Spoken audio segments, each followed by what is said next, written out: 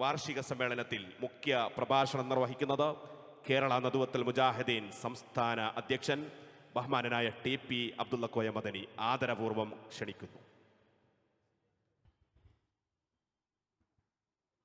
അസ്സലാമു അലൈക്കും വറഹ്മത്തുള്ളാഹി.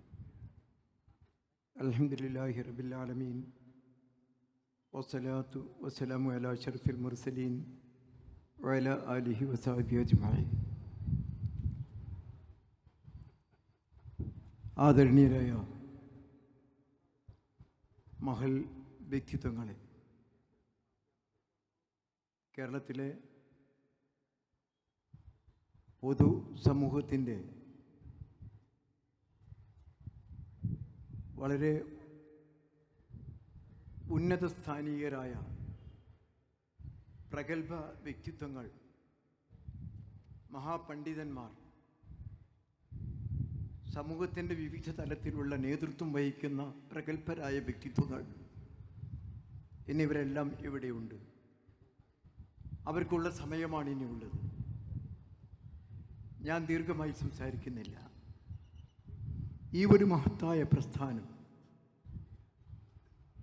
100 കൊല്ലം പഴക്കമുണ്ട്.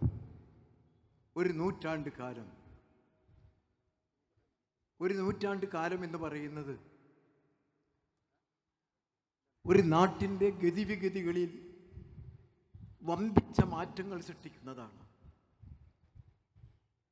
മനുഷ്യൻ്റെ ദീർഘമായ യാത്രയിൽ, തലമുറകളിലൂടെയുള്ള വളർച്ചയിൽ എമ്പാടും മാറ്റങ്ങൾ ഉൾക്കൊള്ളുന്ന കാലഘട്ടമാണ് കഴിഞ്ഞു പോയത്.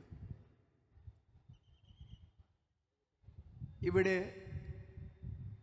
എല്ലാ അധപ്പതനത്തിനും തളർച്ചക്കും തകർച്ചക്കും കാരണം അജ്ഞതയാണ് എന്ന് തിരിച്ചറിഞ്ഞ ഒരു മഹൽ പ്രസ്ഥാനമാണ് കേരള ജംഇയ്യത്തുൽ ഉലമയും അതിൻ്റെ പൊതുസംഘടനയായ സമൂഹത്തിൻ്റെ പ്രതിനിധീകരിക്കുന്ന കേരള നദുവത്തുൽ മുജാഹിദീനും അതിൻ്റെ യുവജന വിഭാഗമായ ഇത്തിഹാദ് ശുബ്ബാനുൽ മുജാഹിദീനും അതിൻ്റെ വിദ്യാർത്ഥി വിഭാഗമായ MSM-ഉം വനിതാ വിഭാഗമായ MG-യും ഒരു സമൂഹത്തിൻ്റെ എല്ലാ ഘടകങ്ങളെയും ബോധവൽക്കരണ സന്ദേശം നിർവഹിക്കുന്നതിൽ അവരുടെ വിലയേറിയ സമയത്തെ ഉപയോഗപ്പെടുത്തിക്കൊണ്ട് എല്ലാവരോടും സൗഹൃദത്തോടെ, സാഹോദര്യത്തോടെ, ഒരു മാതാവിൻ്റെയും പിതാവിൻ്റെയും മക്കളാണ് ലോകത്തുള്ള മുഴുവൻ മനുഷ്യർ. ഇന്നാ ഖലഖനാകും മിൻ ദക്കരിൻ വഉൻസ. ഖുർആൻ്റെ സന്ദേശം അതാണ്. ഞാൻ വിവരിക്കുന്നില്ല. ഞാൻ എൻ്റെ പ്രിയപ്പെട്ട നേതാക്കൾക്ക് വേണ്ടി സമയം നൽകുകയാണ്. ഇവിടെ ആ ഒരു ഉജ്ജ്വലമായ ആശയം നിങ്ങളൊന്ന് ആലോചിച്ച് നോക്കുക. പരസ്പരം എന്ത് വിരോധങ്ങളും, എന്ത് എതിർപ്പുകളും, എന്ത് നീരസങ്ങളും മനസ്സിനെ സ്വാധീനിക്കുമ്പോഴും രക്തബന്ധമുള്ളവരാണ് നിങ്ങൾ എന്ന് ഓർമ്മപ്പെടുത്തുന്ന ഒരു ദിവ്യവചനം എത്ര പവിത്രമാണ്. രക്തബന്ധമാണ് ഇവിടെ ഏറ്റവും അധികം മനുഷ്യൻ വിലമതിക്കുന്നത്. ലോകത്ത് എവിടെ ജനിച്ചു വീഴുന്ന ഒരു മനുഷ്യനും എൻ്റെ സഹോദരനാണ്, എൻ്റെ രക്തബന്ധമുള്ളവരാണ്. ഇന്നാ ഖലഖനാകും മിൻ ദക്കരിൻ വഉൻസ വജഅൽനാകും ശുഉബൻ വഖബായില ലിതഅറഫു ഇന്ന അക്രമക്കും ഇൻദല്ലാഹി അത്ഖാക്കും. എത്ര പവിത്രമായൊരു വാക്യമാണ് ഖുർആൻ. ഒരു ആണിൻ്റെയും പെണ്ണിൻ്റെയും മക്കളാണ്. മനുഷ്യൻ മറ്റൊരു ജീവി പരിണമിച്ചതല്ല, മനുഷ്യനായി സൃഷ്ടിച്ചതാണ്. ആ ഒന്നാമത്തെ മനുഷ്യൻ്റെ മക്കളാണ് ലോകത്ത് മുഴുവനുമുള്ള ജനങ്ങൾ. അതുകൊണ്ട് തന്നെ അവർ രക്തബന്ധമുള്ളവരാണ്, സഹോദരന്മാരാണ്. എന്ത് ആശയ വൈരുദ്ധ്യങ്ങൾ ഉണ്ടാകട്ടെ, എന്ത് തലങ്ങളിൽ, ഏത് പ്രദേശങ്ങളിൽ അവർ ജീവിക്കട്ടെ, അവർ സഹോദരന്മാർ. നിങ്ങൾ നോക്കൂ, ഈ നമ്മുടെ പടിഞ്ഞാറ് വശത്തുള്ള നമ്മുടെ അറബിക്കടൽ, നമ്മുടെ അതിർത്തി, ഈ അറബിക്കടലിൽ ഒരു തടസ്സവുമില്ലാതെ, ഇടയിൽ ആരും തടുത്തു വെക്കാതെ മുഹമ്മദ് നബി പ്രവാചകൻ ഈ ലോകത്ത് സന്ദേശം നിർവഹിച്ച് ആ കാലഘട്ടത്തിൽ തന്നെ അവിടുന്ന് അനുയായികൾ വരികയാണ്. ഇടയിൽ ഒരു തടസ്സവുമില്ല, ആരും അവരെ തടഞ്ഞു നിർത്തിയിട്ടില്ല. നേരെ ഇവിടെ വന്ന് കേരളത്തിലെ സഹോദരന്മാരുടെ മുന്നിൽ അവരുടെ ജീവിതത്തിൽ, സ്വഭാവത്തിൽ, അവരുടെ പെരുമാറ്റത്തിൽ വന്ന മാറ്റങ്ങളെക്കുറിച്ച് ഇവിടെ ഭരണാധികാരിയായിരുന്ന സാമൂതിരിയും അവരുടെ ഭരണീയരും നേതാക്കളും എല്ലാം സംശയത്തോടെ ചോദിക്കുന്നു, എന്തോ മാറ്റം.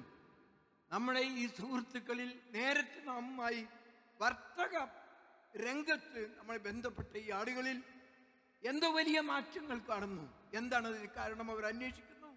ഉത്തരം പറയുന്നു, ഞങ്ങളിൽ ഒരു പ്രവാചകൻ വന്നിട്ടുണ്ട്.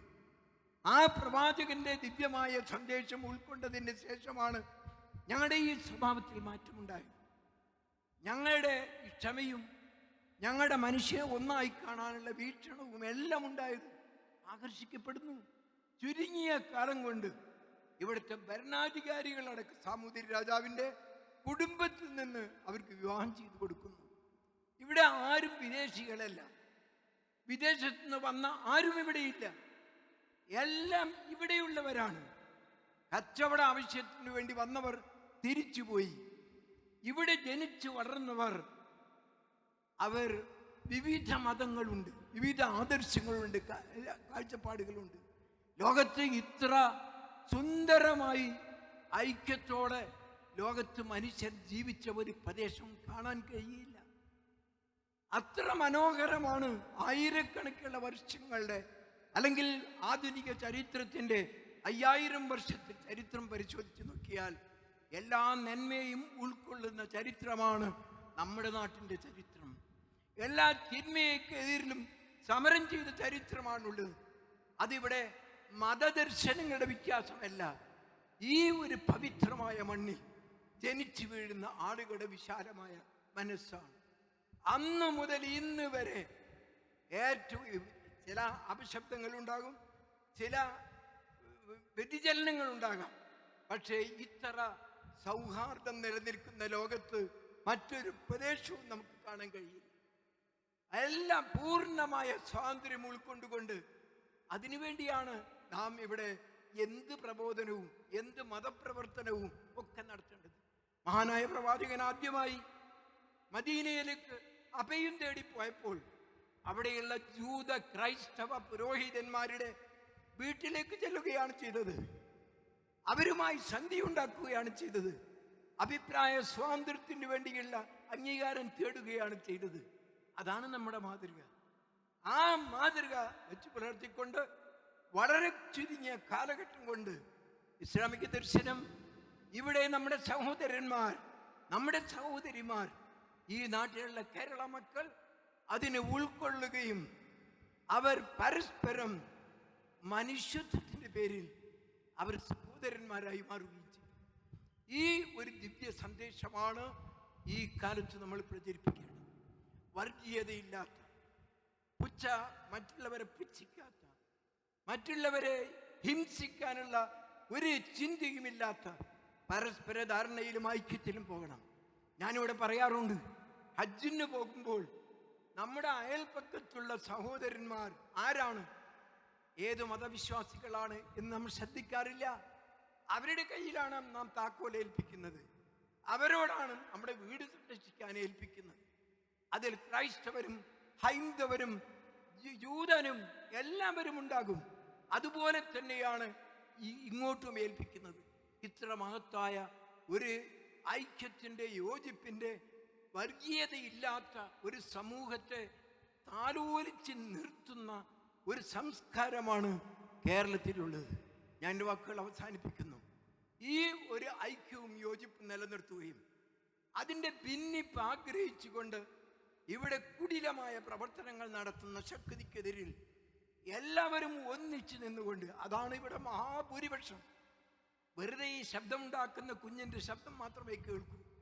നേരെ മറിച്ച് ശബ്ദമില്ലാതെ സമാധാനമായി ഇരിക്കുന്ന ആളുകളാണ് 99%. അങ്ങനെയല്ല, അതിനേക്കാൾ കൂടുതൽ ശതമാനം ഇവിടെ സമാധാന പ്രേമികളാണ്. മഹത്തായ മാതൃകയാണ് കേരളത്തിലുള്ളത്. അതിനെ എല്ലാവരും കാത്തു സൂക്ഷിക്കുകയും ഇന്നത്തെ കാലഘട്ടത്തിൽ ഏറ്റവും അധികം ബോധവൽക്കരണം നടത്തേണ്ടതുമായ ഒരു സന്ദർഭമാണിത്. മുജാഹിദ് പ്രസ്ഥാനം അറിവില്ലാത്ത ഒരു സമൂഹത്തെ വിജ്ഞാനത്തിലേക്ക് കൊണ്ടുവന്നു. ഒന്നാമത്തെ പുരോഗമനത്തിൻ്റെ സ്റ്റെപ്പ് അതാണ്, ആദ്യത്തെ പടി അതാണ്.